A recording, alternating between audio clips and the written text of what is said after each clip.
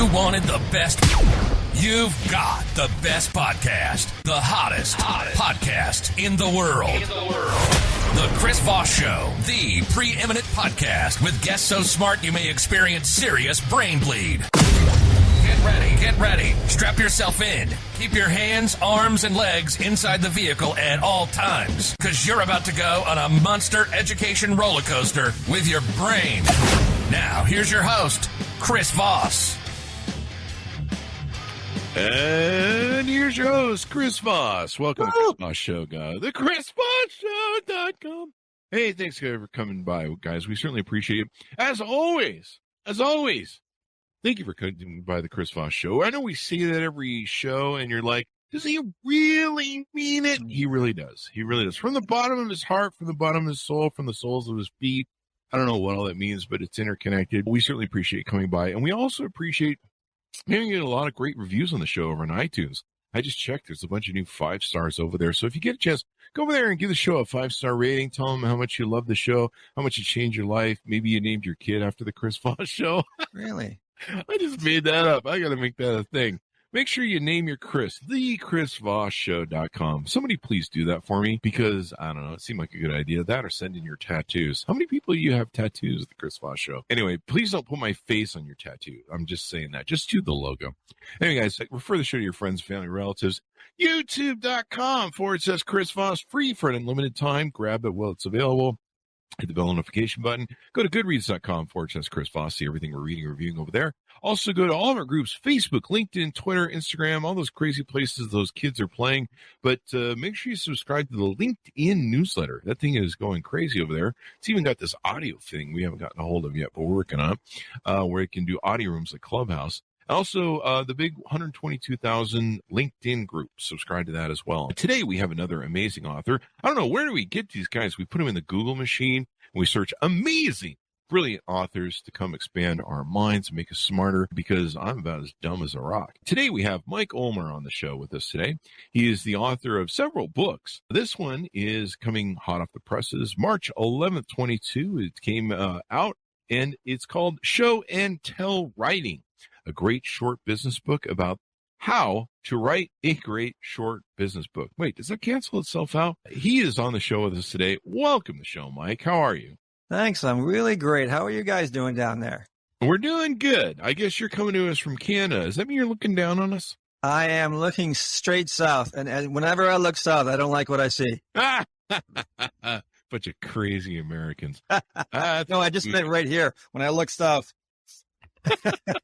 I see the dad body, and I go, oh, man, I think I'm going to keep looking north. Well, there's always that. Just keep the dad bod away from the wife. She'll be happy. So tell us a little bit of origin story about you, also your .com, so people can find you on the interwebs. Sure. So my website is called getcatapulted.com. Mm-hmm. And my story is that I'm a writer. I've had about 20,000 interviews. Wow. And when you do something 20,000 times, you get pretty good. And so my career was journalism. I traveled the world as a journalist, a great gig, met all sorts of famous and important people, around Michael Jordan and all those guys who went to the Super Bowl and the Olympics, and had a lot of fun, a great career. And now I'm helping people write their books. And that's really, really rewarding, because there's just a profound need. Everyone talks about the need to write a book, but it's a little bit like Mark Twain said about the weather. Everybody talks about it, but no one does anything about it. I talked about it for, 10 years, and then finally put it out over coronavirus. Did you ever write it?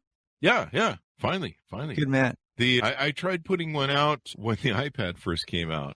Yeah. And all the publishers like, yeah, we're going out of business thanks to Steve Jobs. No, we're not doing it. I still have the letters.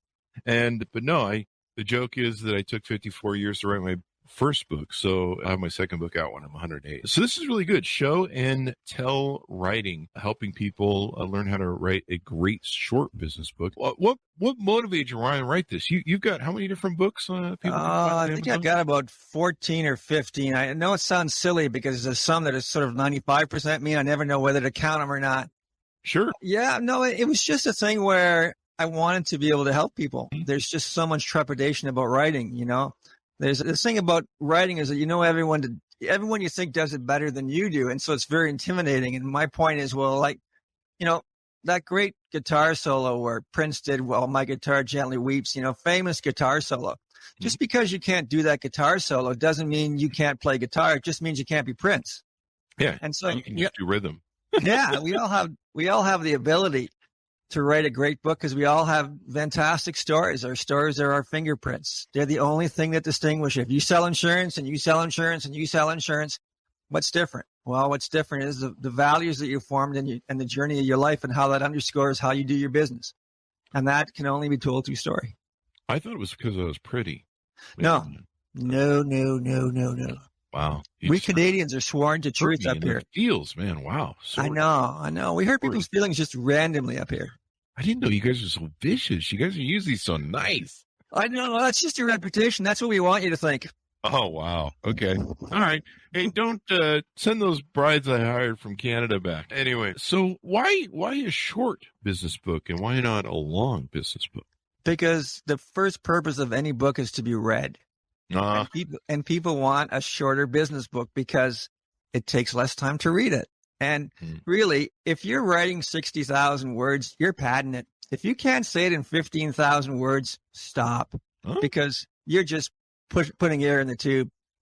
Anyone should be able to say everything they need to say in 15,000 words. Yeah, that's what I'm going to tell my editor next time. 15. That's pretty much what my editor did. They took my 60, 80,000 words or whatever it was I wrote, and they handed me back like a page, and they said, they did you a favor. The only thing worth keeping. They did you a favor. There's that great saying, I forget who it was, that said, I would have wrote it shorter, but I didn't have time. That's the truth.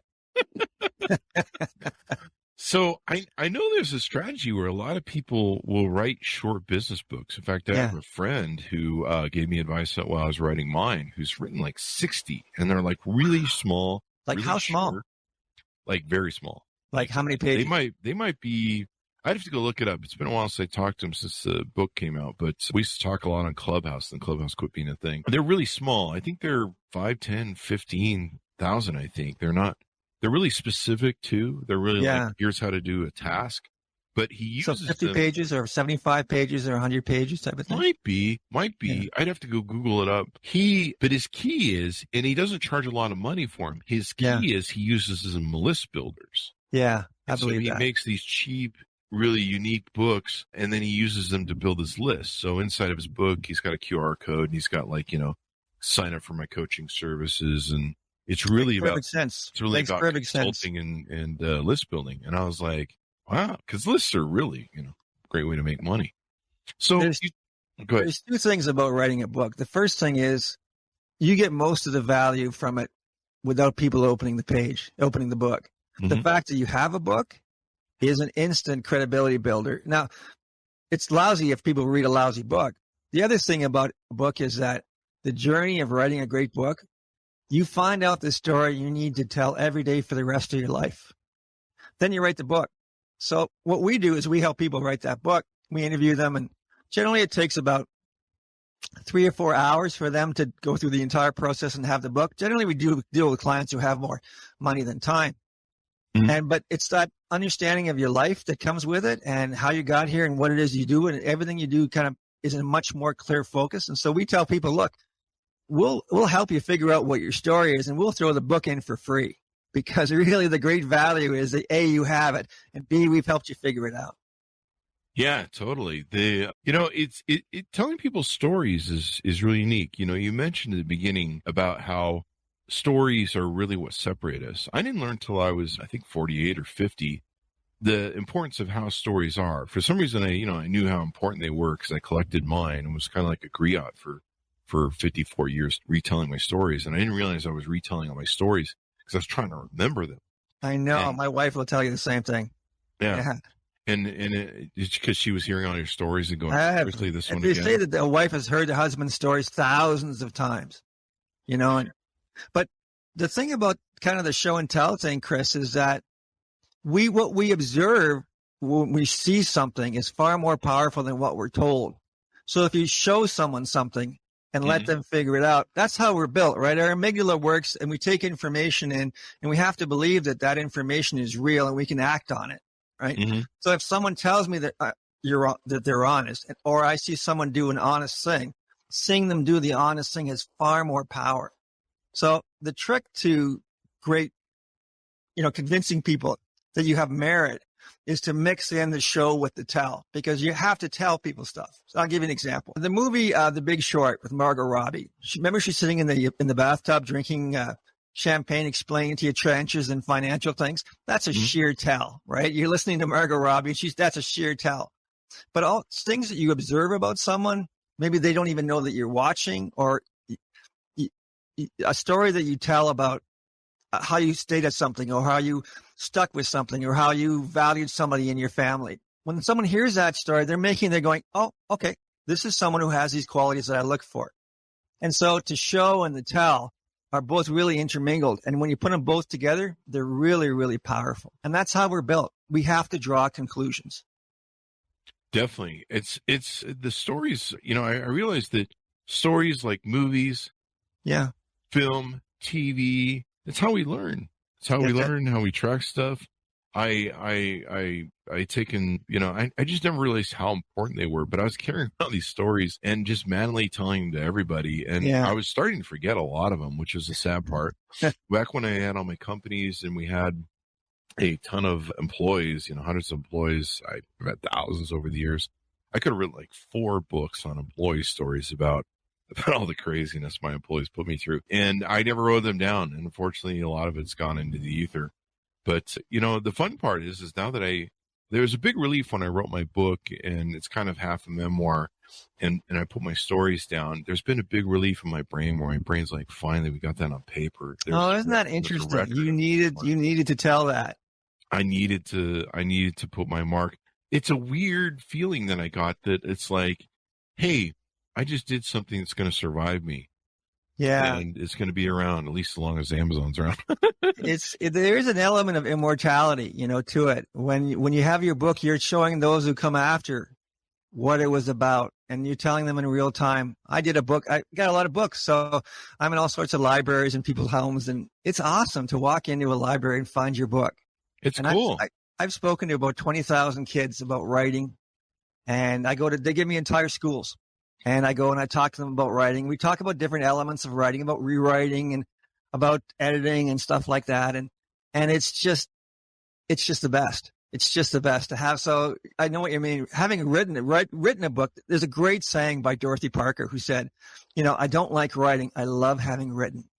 Yeah, because the editing process, oh my gosh. That's true, because writing is really hard, man. I mean, writing is hard, because as soon as you get a little bit better at it, you can't cheat people with the stuff that you put out yesterday. Right? So you have to make it better. So the bar is always climbing.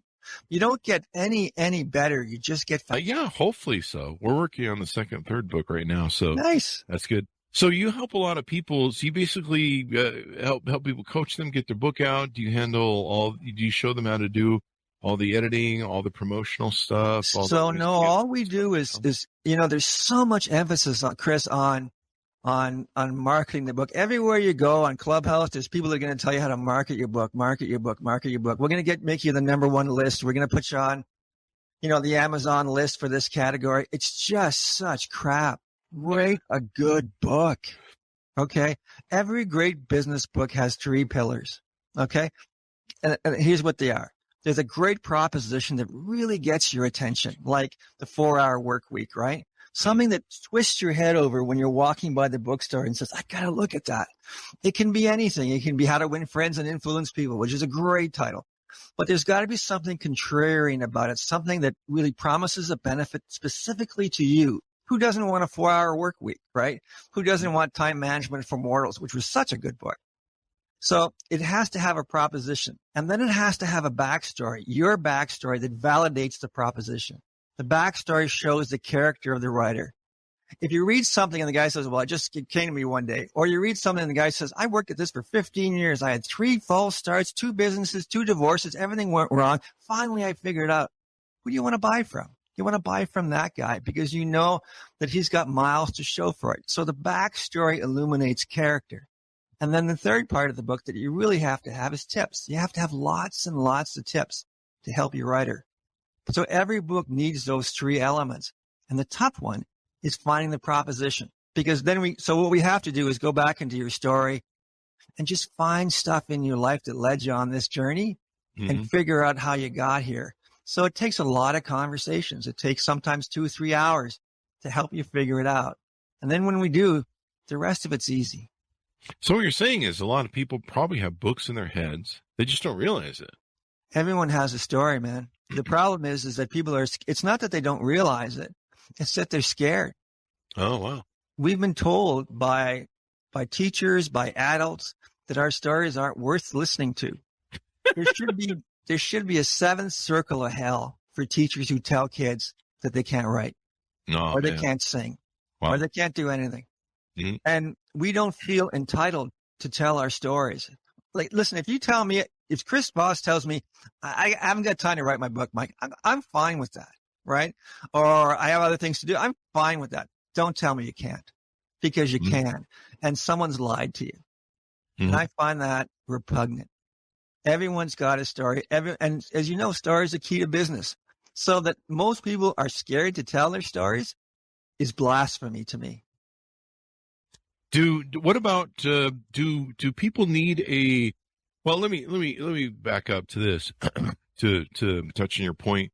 I went through that. I've been telling my stories for a lot of years, so I've really tried to perfect them as best I can. Yeah. I'm reading the Moth book. We had them on the show from the Moth, the group. I love that book. That's what drew me to your podcast. Oh, really? Awesome. I like a couple of years ago or a year ago. Well, I think it was after I got the book done, because I've got to go do the speaking tours bit. And I'm like, I want to tell better stories. I think I tell good stories, but I want to be best at it. I go, who's the best? And they go, the Moth group. Yeah, the Moth's wonderful. And so I looked them up, and then like 6 months later, I get contacted from Random House or whoever and Penguin, and they're like, hey, you want to have these guys? I'm like, holy shit, yeah. And so telling stories is so important. But I went through that period, or I was able to perfect my stories over time, because I've been telling them for 34 years, and Clubhouse kind of pushed me over the edge, because I was telling all my stories in these groups to entertain people. And they're like, these are really great stories. And I'm like, yeah, I've been telling them forever. And so as I was writing the book, I had those thoughts. Like, I'm like, this is a lot of work, and I can't believe, like, is anybody going to buy this and read this? Like, is anybody going to care? Some of those self-doubt thoughts halfway through it. So people go through that, where they have this. Everyone, we all feel that. Everyone feels unentitled. Mm-hmm. Everyone feels that their story isn't worthy. No one that does this every day doesn't feel what every rookie feels. Mm-hmm. It's really hard, man. I'm not going to sugarcoat it. It's really hard. And finding your own story by yourself is really, really hard. The analogy I make is, if you have we don't do our own appendectomies for a reason. If you're going to work with me, I'm going to make you occasionally uncomfortable. I'm going to ask you about things that maybe you don't want to talk about, because those things are really key. So can I give you an example? Yes, please. Sure. I have a client, a friend of mine. I did a book on him. His name was Ron Foxcroft. He invented the Fox 40 whistle, that really shrill whistle that you can hear. Cuts through, cement. It's a fantastic product. He's become a very wealthy man on it. Ron is one of those guys that was always such a hard worker. And he told me, I don't drink. He said, when someone tells you they don't drink, there's a reason why they don't drink, right? There's a story. It's either their story or their mom or their dad's story. Mm. And so I said, how'd you get along at home? And he says, well, I had a hard relationship with my dad, and he beat me every week. Just regular, he would beat me. And he was a mean, mean drunk. Mm-hmm. And he would say, I should have, I would have, I could have. And Ron decided, after getting those beatings, that he was never going to be that guy. Mm-hmm. That he would never say, I woulda, shoulda, or coulda. And he became this fantastic entrepreneur. That's not a comfortable story to tell, but it's key to understanding who Ron is. Ron would not volunteer that story. Naturally, I wouldn't either. But when someone asks you and explains how important vulnerability is, and vulnerability is essential, then the story comes out. And that nothing in that book, and it's called the 40 Ways of the Fox. There's all sorts of business advice. There's great stories. It's just loaded with great stuff. People talk to him about the fact that his dad beat him and my dad beat me too. And that shaped my life and gave me the sense of, so I never drank. Everyone tells the guy, I never drank. I don't drink. Mm-hmm. And generally sons or daughters of alcoholics either drink or don't drink. Yeah. And so that's such an informative, really super important detail that he wasn't comfortable sharing. And that's why sometimes you need someone kind of pulling it out of you. Yeah. I mean, ask the hard questions. I mean, these are stories or life lessons. They're, we don't get a manual in life. Like no one has, unless you got one. Do you? No, actually I have several. I wrote 14 manuals. Well, you wrote them. Yeah. You didn't get handed one, right? No, I wish I could. Still wait. Mine's in the mail, I think. So, we don't get handed them, and that's how we learn. We learn through stories. Like that's how we're wired to do. So we're wired to draw conclusions from what we see, what we perceive, and then third, what we're told. Mm-hmm. And so we're wired for someone to be able to tell you, hey, Chris, go out, turn left at the front of the cave. There's a big stone there. Knock a big piece of the black stone. Take a reed, stick it on the back. Come back. You got yourself a spear. Sharpen it on the black stone. Come back. Okay, that's great. So you have to observe that. You have to be able to recall that information. So that's why we're still here, because 99% of the species on Earth aren't. It's the ability to do that, absorb that story, and take action from it that separates us from every other species. Yeah. But when you come back with that spear, I have to be able to look at you and figure out what you're going to do with it. Mm-hmm. And so it's the ability to discern body language. It's the ability to draw a conclusion from the way you're standing, from the way you're looking at Gorg next door to me. All those things so I have to be able to absorb information, but I also have to be able to make a judgment based on all those other clues. And that's what showing and telling is. And you talk about short books. I remember I had one author on, and I was planning on writing like 100,000 words or 150,000 words. I think I was shooting for 150. And the first 35,000 were easy because I had these stories I'd been shaping for like 50 years. So I pounded that out like overnight. And I put my book out in 3 months, it was 3 months of writing, and then a month or so of editing, hell. And then I think we waited for like a 2-month pre-promotion site. And I had a guy on the show, he was published by a major publisher, and he's like, yeah, it's only 50,000 words. And I'm like, really? I was going to plan on writing 100,000. He goes, no, man. He goes, my publisher's like, no, throw all that crap away. He goes, I wrote 110,000 words, cut it down to 50. People don't have the attention span for it anymore. He goes, make it a second book. Make it a second book. You got to be pumping air into the tire if you're going to 100,000 words. There's just no one that needs 100,000 words. We don't have time. Yeah. You know what? It's a disservice to the reader. They want fast, disposable, fast information just the same way we do. Mm-hmm. So, tell them that one thing they have to remember. Can I give you an example, Chris? Yes, How are you doing for time? So we're fine. Okay. So here's an example. Here's a book idea. It's a fictional thing. So a guy's writing a book about planning. And he's goes to all sorts of financial planning, and he recognizes, because every day people come in and they tell him, I don't care who is going to implement my will, but I want to make sure the government doesn't get it. So they move around who the beneficiaries are. They move around who implements the will. They do all this stuff, and the result is chaotic. Families are destroyed routinely, right? It happens all the time, because they're so obsessed with beating the inheritance tax. Okay. Mm-hmm. The IRS reports that less than 2%, even less than 2% actually, of the wills in the United States generate an inheritance tax. The boogeyman does not exist at any measurable volume, right? The financial planner understands that. So he tells his clients, look, don't do that. Figure it out. You're worried about a tax that you're probably never going to have to pay anyway. Don't destroy your family. Mm-hmm. Okay. That is an example, a hook, a great hook, a great proposition. That then the person says, I did this for 15 or 20 years. I saw so many funerals. I could just pick the people out. You're going to fight with you. You're going to fight with you. They're going to screw this whole thing up.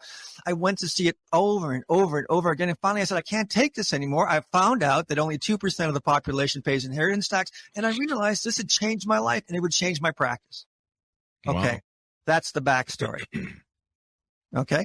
The third element of the story is my dad was a very ethical man. And I would go to insurance. He would have people over, and I would listen. He knew people in the insurance business, and he would have people over, and they would advise the insurance company to settle, to pay the claim. And my dad said, yeah, it was really important for my dad to do the right thing and say the right thing. And I guess when I think about it, that's why I am the way I am about this. Mm. Okay. We're there.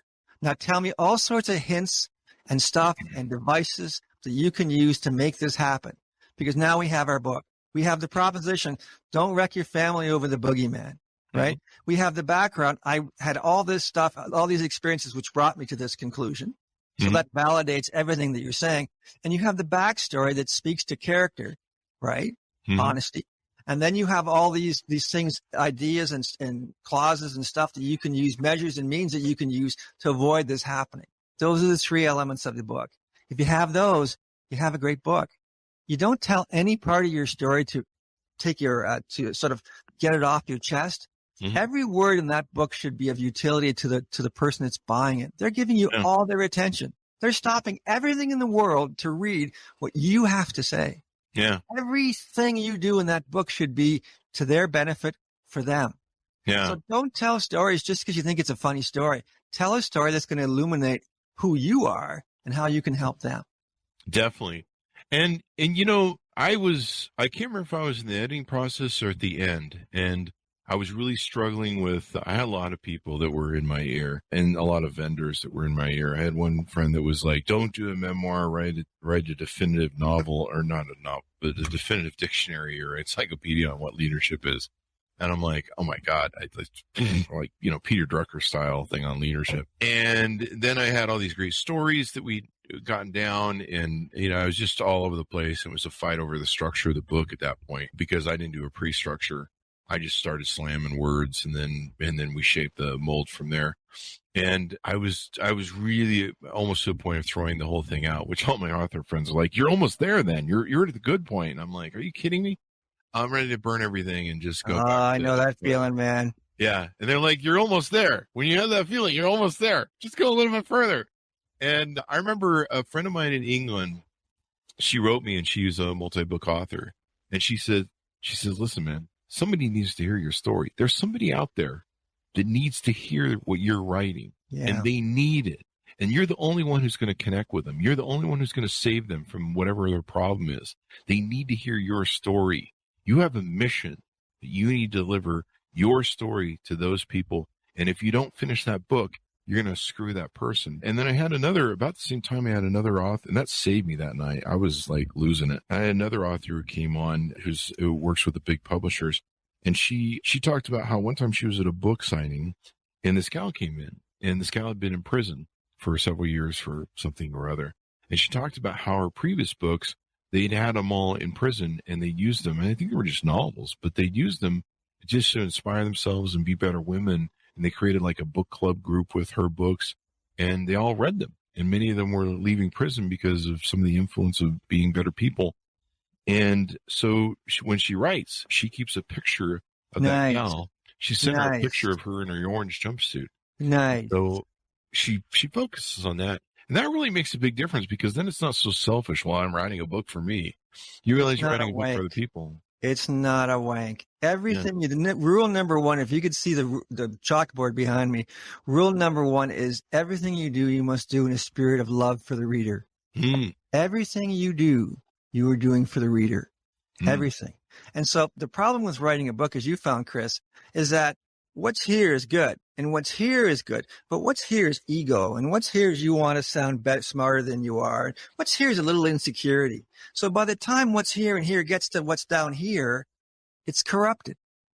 And the real hard part, there's 2 real hard parts. The first part is to keep your ego out of it and operate in service to the reader. That's really, really, really hard. And the second part, and you discovered this as well, Chris, is that if you wrote the book you thought you were going to write, you wrote the wrong book, right? It's the journey to the book, to the conclusions. Yeah. That's what gets you there. Don't write a book about what you know. Write a book about what you're learning. Yeah. Right? I really took it. You know, like, do you recommend people do like a pre-form on the book, like pre-plan the book? Because we didn't. Really? No. Oh, okay. No, because once again, you're putting yourself into a spot. You can ask yourself a couple of questions. Like a great question, if you're going to write a book, is what is the one thing about your business that would surprise somebody at a party? Mm-hmm. And if you said, well, inheritance tax, that's a good one, right? That would be, so you can start with that, but do not Here's the thing about a book. It already exists. It's very difficult to make people understand this because it sounds very kind of airy-fairy. It is already exists. It's there somewhere. You're not building it. You're uncovering it. Mm-hmm. It's going to lead you on a merry chase. And 100 times you're going to think you're right. You've got it, and you won't. Yeah. But it's like being in love. Because when you're in love, you realize all those other times you thought you were in love, you weren't. And now you realize what being in love is like. And now you know you've got your book. Right? It is cool to be an author. It was cool to fill out all the author stuff and plant my thing and then see it on Amazon. That was like all my friends and everybody. I'm like, look, I'm on Amazon. There's nothing that makes the people overestimate your intelligence like writing a book, Chris. It really does. Yeah. I've actually got a couple friends. I love them. I've been dining on that for decades. Yeah. I've got a couple friends that I they traveled all over the world before COVID, huge speaking fees and everything.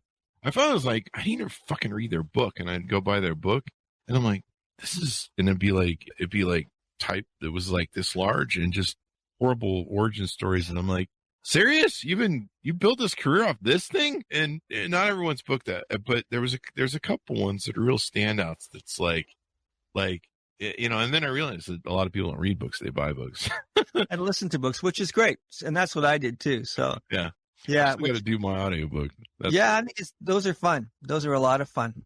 But it is. There's nothing that makes people. It's just amazing. 50% of the value of having the book. You don't even have to release it. Just put it on Amazon and don't even sell one. Yeah. Even just when I'm dating, you say you're an author. Even when I'm dating, women are like, "You're an author?" I can't believe you date. Really? Yeah. Well, I couldn't afford all the divorces, so I never got married. I'm still saving up for my first divorce. How many times have you been married, man? I was engaged twice, never been married. Yeah. I tried. I putted up to it and looked at it and went, "This is going to end in less than 5 years." I can tell. So no kidding, eh? Yeah. So you did the cleaving, you did the breakup.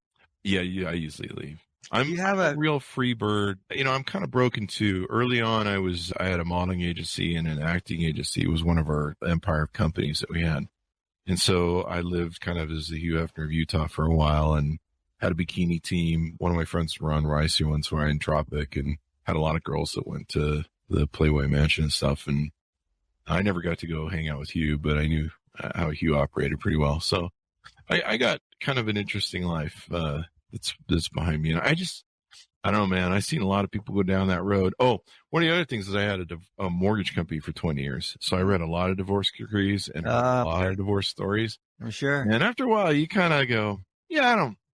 No, man, I got it right the first time. I met my wife when I was 18 years old. And, now we didn't know at the time, but what she was doing, she was like, she was stalking me. You can't say that now, but she was I tell her that you were stalking me, and she laughs at me. I met the perfect woman when I was 20, man. I was so lucky. When I was 18, actually. That's what you got to do. I mean, that's what they're finding now with the data. You've got to get those girls that don't have a high body count, and they've all my friends that are still married, they married in high school. Yeah, I find that to be really true. And I think that 30-year-old women come already pissed off, and I don't blame them. If I had to deal with the goofballs that they've been dealing with, guys that are sending them all these photos and stuff, I'd be pissed off too. Anyway, any hoozle.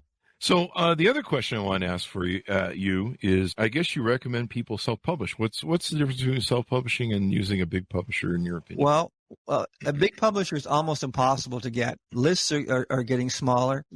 Publishing houses are closing. And we have the tremendous advantage of being our own media companies. All of us are our own media companies. So you can self-publish, and so what we do is everything up to the moment that you roll the book off the line, we do. Mm-hmm. So we'll pick the cover out for you. We'll edit it. We give it the anywhere 10 of Dutch copy edit. We do the interviews. We format everything. The book looks great. And then you just roll off it. And that's the beauty of it, because you can do anything with that book. And it's such a powerful tool. But I just write a good book. Don't worry about marketing it. Don't worry about lists. Don't worry about any of that crap. Write a great book. Everything else will take care of itself.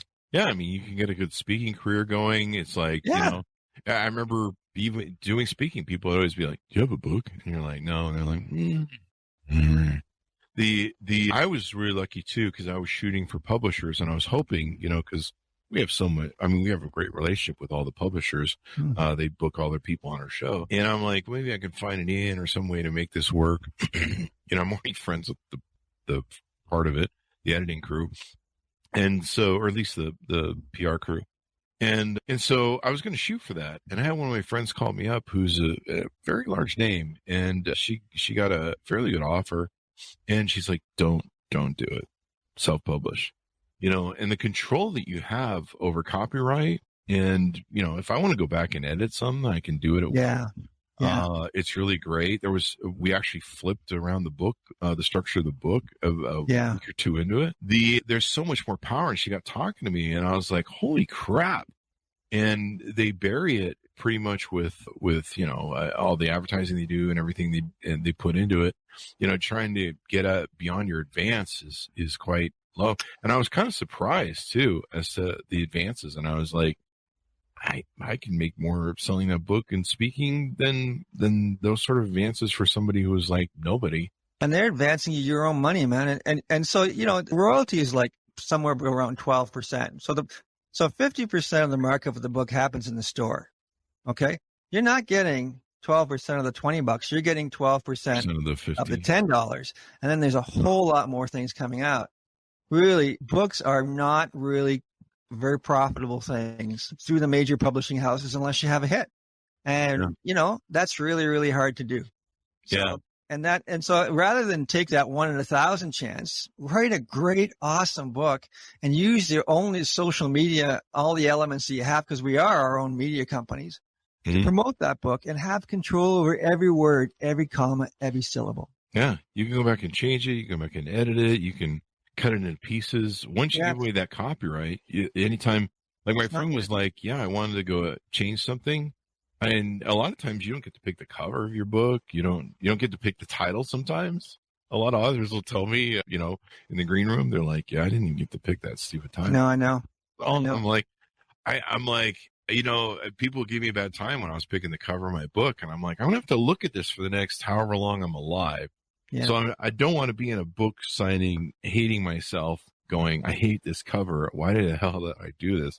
So I'm going to find something I love. One of the things I was looking over your website as we were talking. Yeah. How long does it take to get my book back? So do you interview people and then you have somebody go write the book? Or so no, what we do is I interview them or one of our staff members interviews them. So there's two things. We're sort of getting into helping people sort of write their book, because there's a real market there of people that just want some help. So we're kind of figuring that out.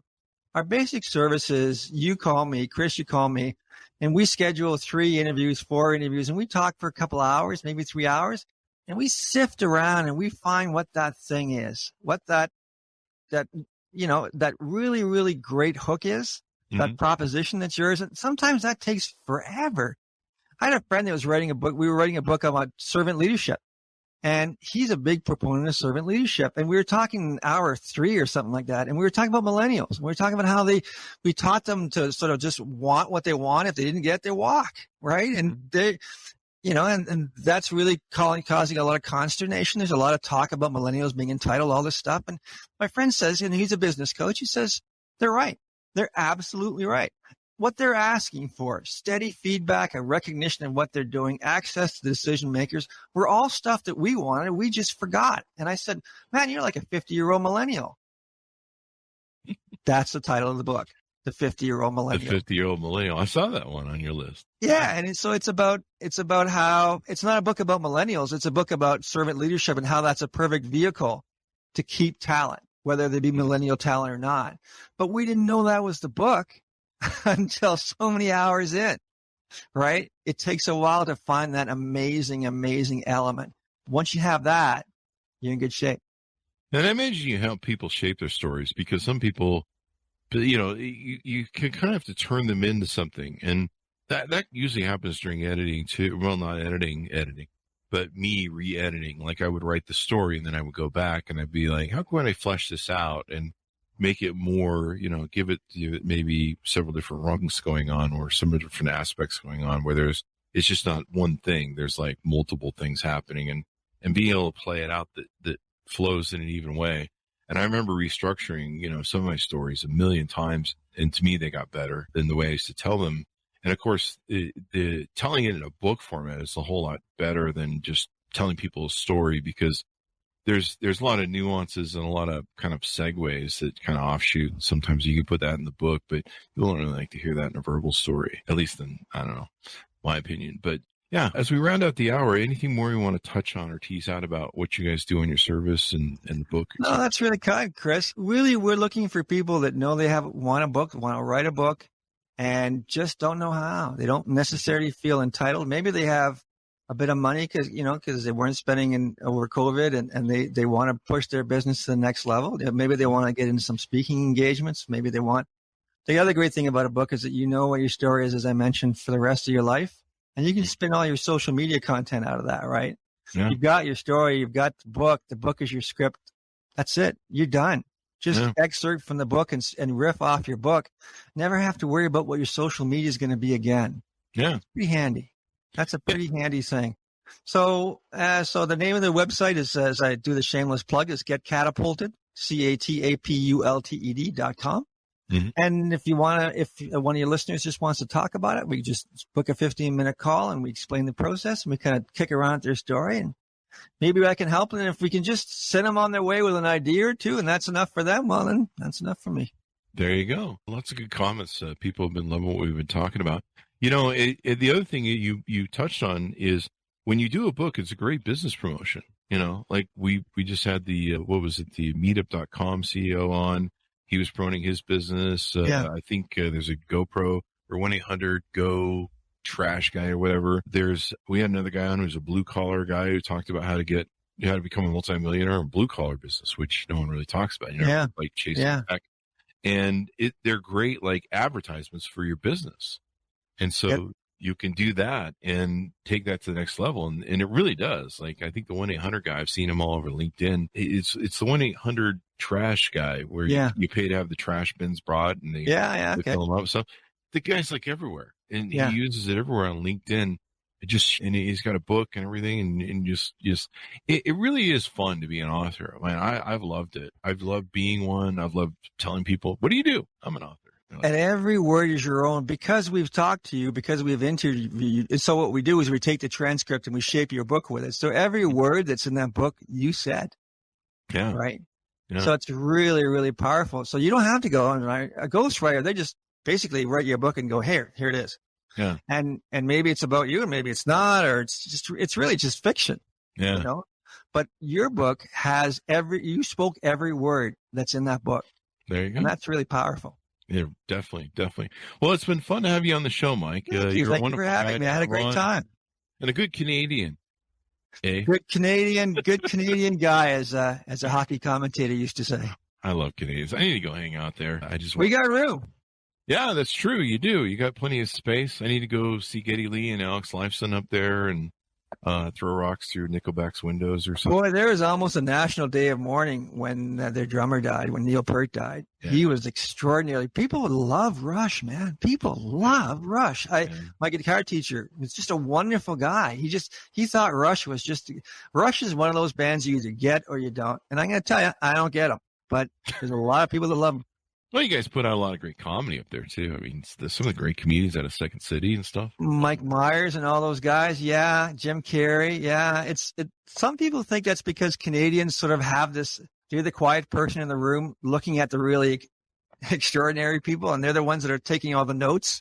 Yeah. And so when they turn around, their humor is it's like seditious, really. When you're laughing, it's like the greatest humor is the intersection between truth and surprise. When you say something that's really funny but really true, it just brings the house down.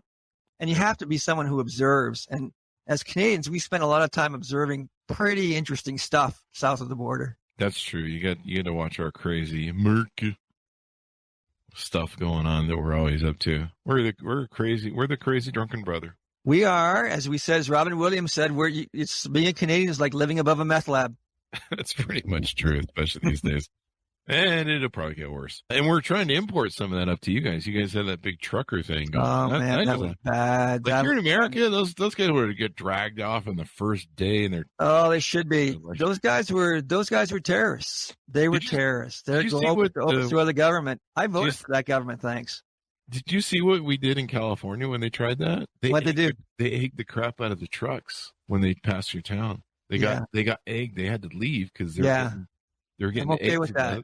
It was kind of, but yeah, those trucks sit there for that long was just amazing to me. I'm like, here in America, man, we tow shit. We don't fuck around. The thing is that they came and they came into a milieu, a country. There was no precedent for that, right? And so they had no natural predators. Here in America, we have lots of natural predators. There you go. We are the natural predator. That's why we waited for 3 weeks until we got rid of them. This is so polite. Here in America, we're just like fucking be assholes to everybody. That's how we're gonna die. Nah, man, I don't agree with that. I find you and I were talking earlier, man. I think that there's so much good there. I really do. Well, I think President Obama said it the best. He said the American democracy is not perfect, and there's something in our Constitution. What does it say? We're striving for a more perfect union, and that strife never stand. He goes, but we tend to zig and zag, and the hope is we always zag back. So anyway, thank you very much, Mike, for being on the show. We really appreciate it. Thanks for coming by. Great fun. Thanks for having me. There you go. Thanks to Monis for tuning in. Go to youtube.com/Chris Voss. Hit the bell notification button. Go to goodreads.com/Chris Voss. See all the groups on Facebook, LinkedIn, Twitter, Instagram. And remember to refer the show to your friends. Thanks for tuning in, and we'll see you next time.